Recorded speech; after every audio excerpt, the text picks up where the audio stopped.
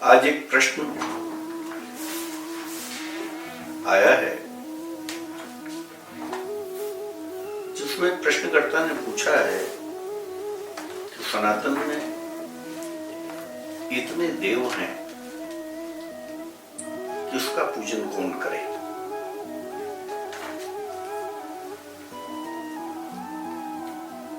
मेरा ऐसा मानना है कि गंगा का विराट प्रवाह निरंतर गतिमान है। गंगा दौड़ते हुए जा रही है और सागर में समा रही है, लेकिन उसके तट पर विभिन्न घाट हैं, विभिन्न नगर हैं, विभिन्न तीर्थ हैं। कोई किसी तट पर बैठकर, कोई किसी तट पर गंगा को प्रणाम कर रहा है, गंगा जल का पान कर रहा है, गंगा में अवगाहन कर रहा है। ठीक ऐसे ही हमारी सनातनी परंपरा जो एक स्वरूप पर नहीं टिकी है।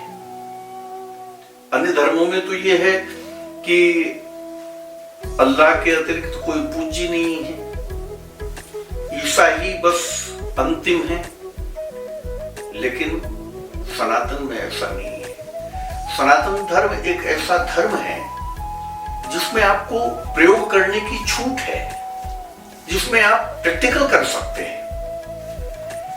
प्रत्येक व्यक्ति अपनी वृत्ति के अनुसार, अपनी इच्छा के अनुसार, अपने भाव के अनुसार, जहां उसका भाव दृढ़ होता हो, उस भाव को लेकर विलग विलग देवों के रूप में उस परमात्मा की उपासना कर सकता है, उसके लिए प्रार्थना कर सकता है, और वो परमात्मा उनके जीवन में वो परम सुख के क्षण, परम विश्राम के क्षण उपस्थित कर देते हैं उनकी श्रद्धा अनुसार।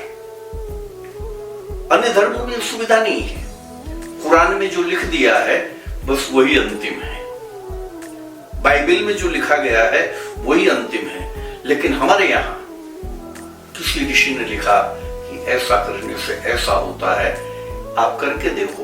आप यदि करेंगे तो आपके अनुभव के आधार पर आप पाएंगे कि ठीक वैसा नहीं हुआ, कुछ और हुआ, और जो आपके अनुभव में आया आप भी लिख सकते हैं कि ऐसा करने से ऐसा ही नहीं होता, ऐसा भी होता है।